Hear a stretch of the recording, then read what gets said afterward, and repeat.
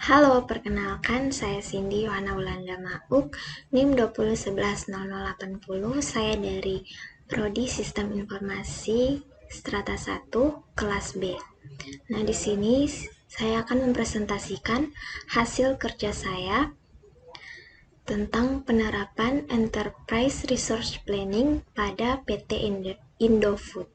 Ini merupakan proyek UAS dari mata kuliah Enterprise Resource Planning. Nah, di sini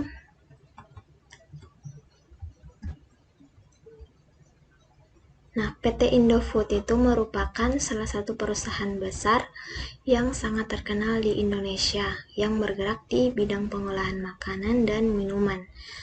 Perusahaan ini didirikan pada tahun 1971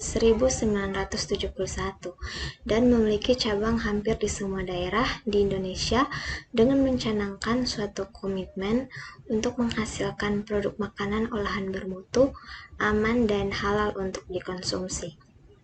Nah, merek-merek yang menjadi peranan penting dalam menopang stabilitas bisnis Indofood dan kekuatan fundamental Indofood yaitu mie instan Indomie, Supermie, Sarimi, dan Sakura, minyak sayur Bimoli dan Sunrise, margarin Royal Palmia dan Simas, makanan ringan Chiki, Citato, dan Jetsi, produk makanan bayi Promina dan Sun, serta kecap Indofood dan piring Lombok.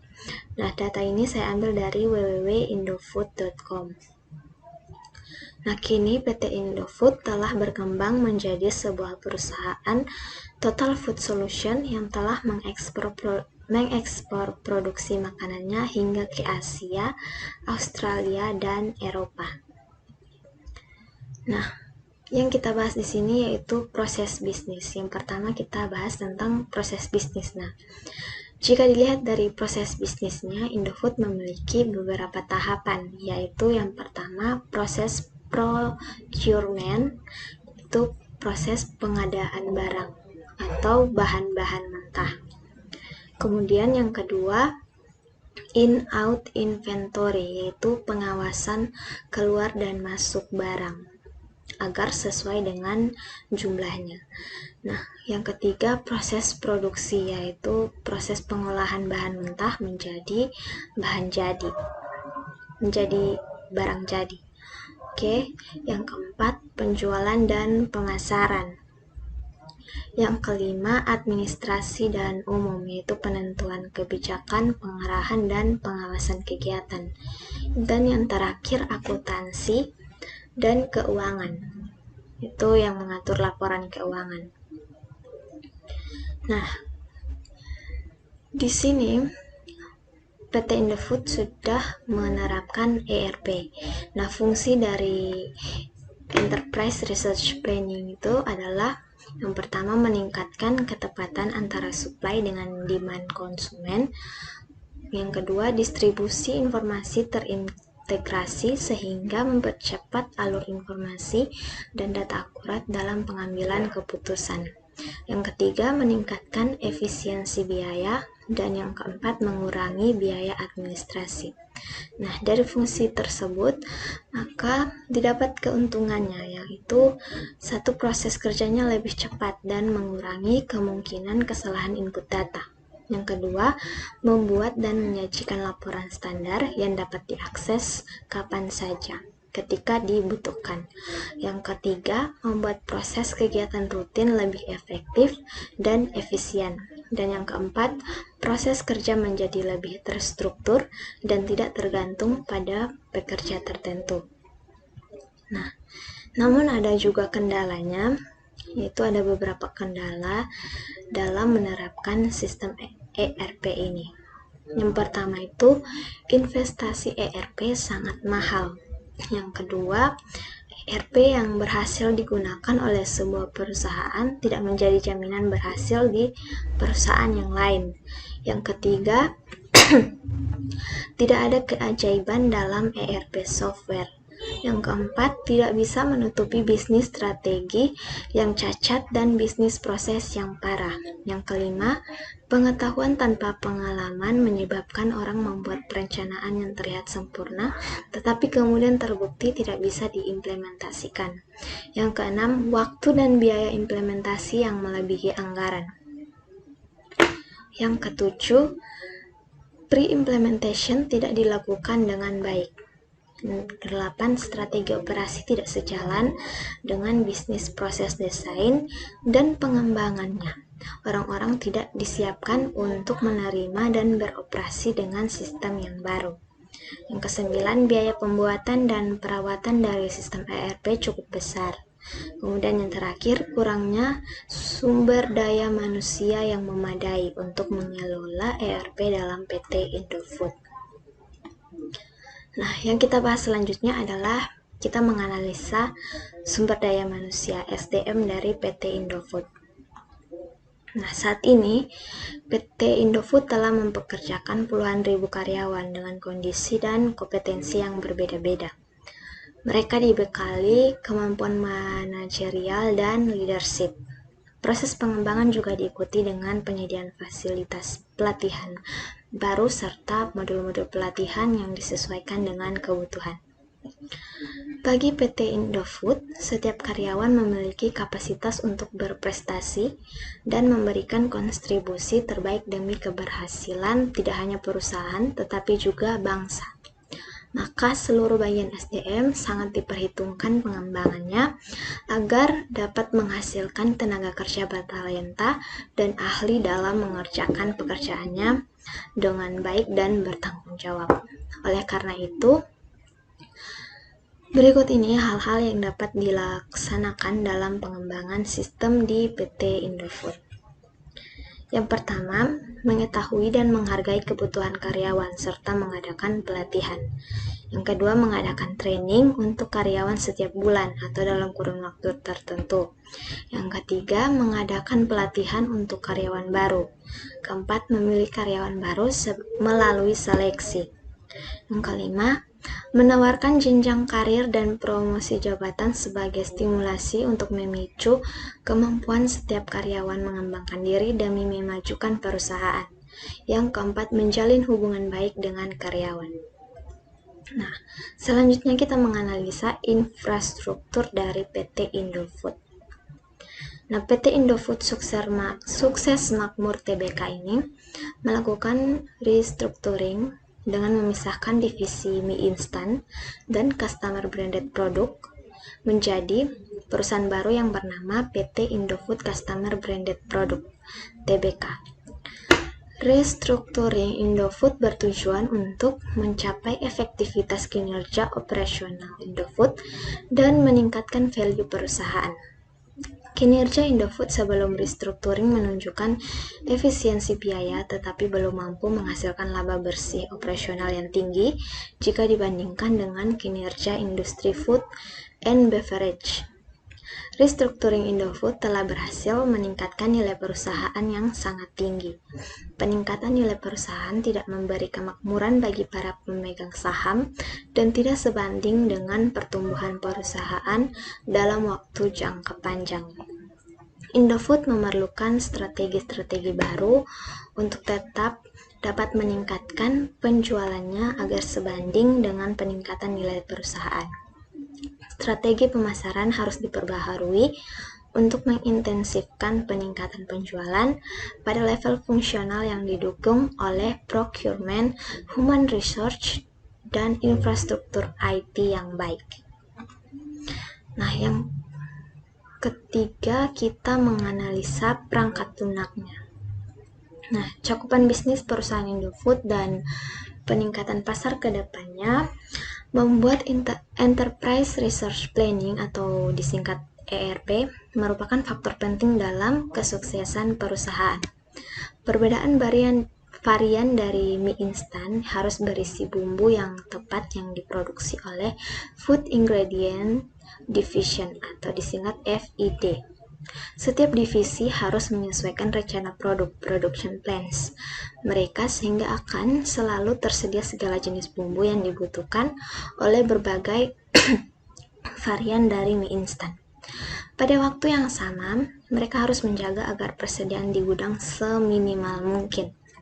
Nah, hanya aplikasi ERP yang dapat membuat hal itu dapat diatur dan dijadwalkan dengan sebaik mungkin.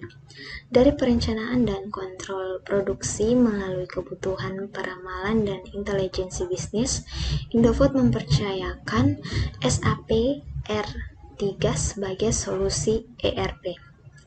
SAP Advanced Planner and Optimizer atau disingkat SAP APO sebagai solusi Supply Chain Management atau SCM, dan My SAP Business Intelligence dengan SAP Business Information Warehouse atau disingkat SAP BW. Ketika memilih platform dari sistem ERP, Indofood melihat 3 buat kriteria, antara lain reliability, scalability, dan kemudahan manajemen. Dengan melihat kriteria itu, terpilihlah IBM E-Series sebagai platform hardware yang digunakan. E-Series memiliki keamanan, scalability, dan efisiensi biaya dalam mendukung SAP dan membantu perusahaan Indofood memaksimalkan nilai dari solusi SAP.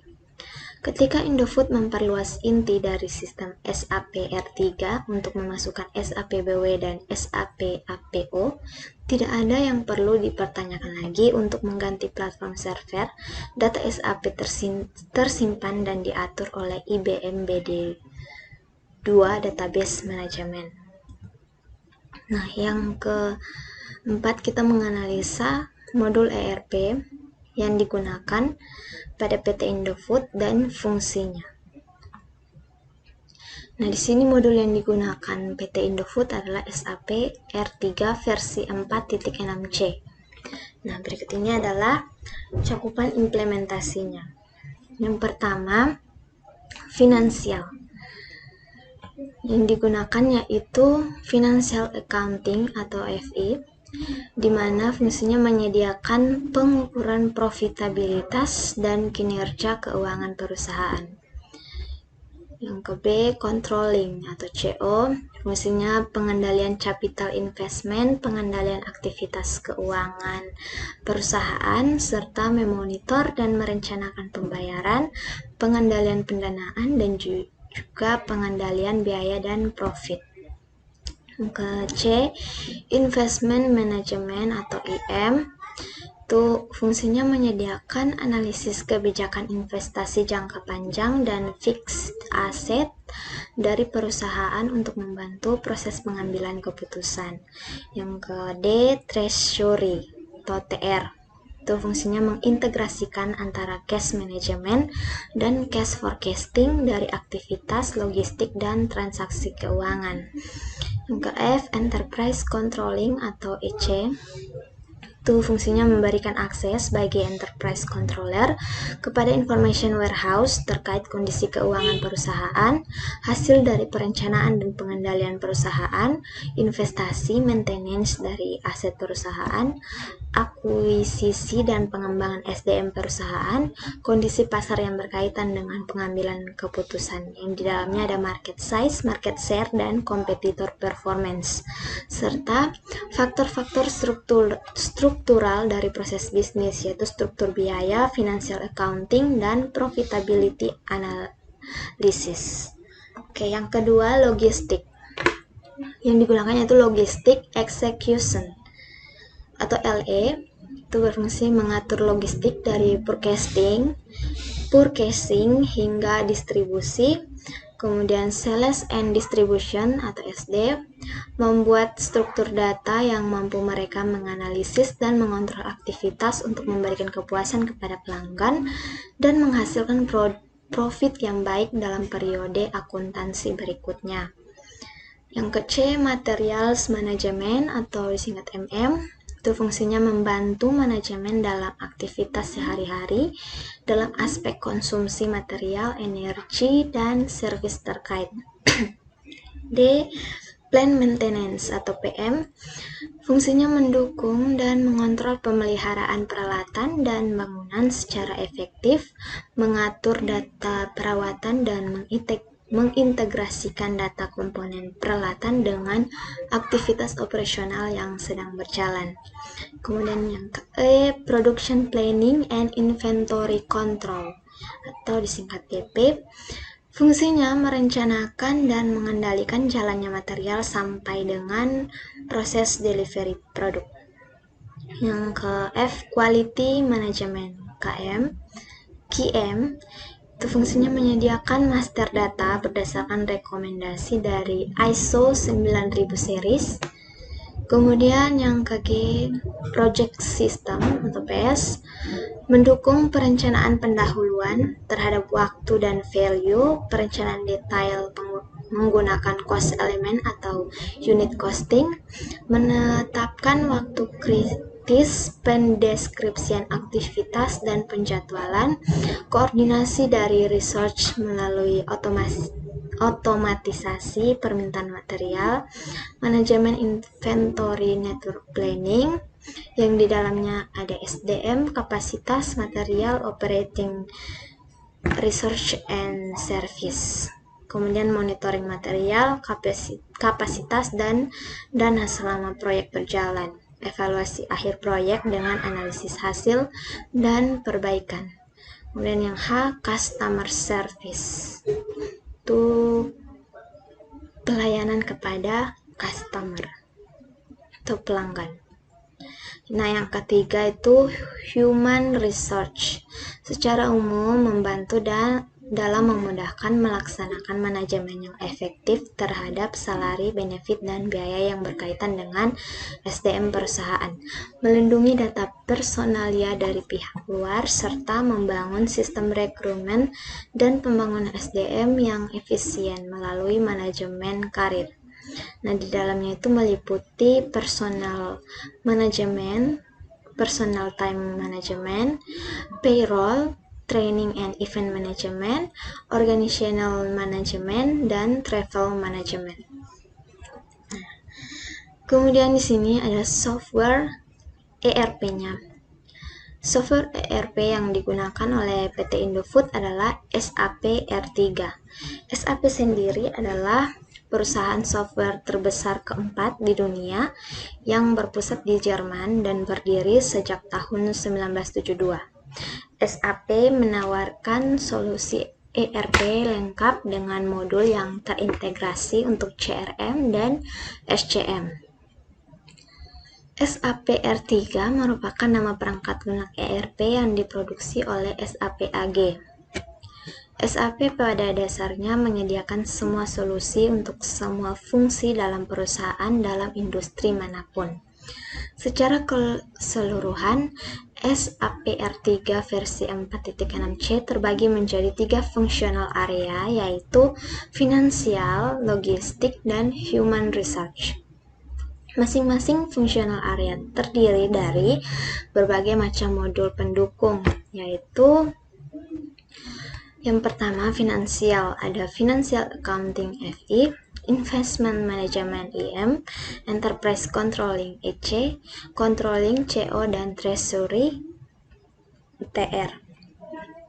Yang kedua logistik, ada Logistic Execution LA, Sales and Distribution SD, Materials Management MM, Plant Maintenance PM, Production Planning and Control PP, Logistik General LO, Quality Management QM, Project System PS, Customer Service CS, dan Real Estate Management Industry Solution.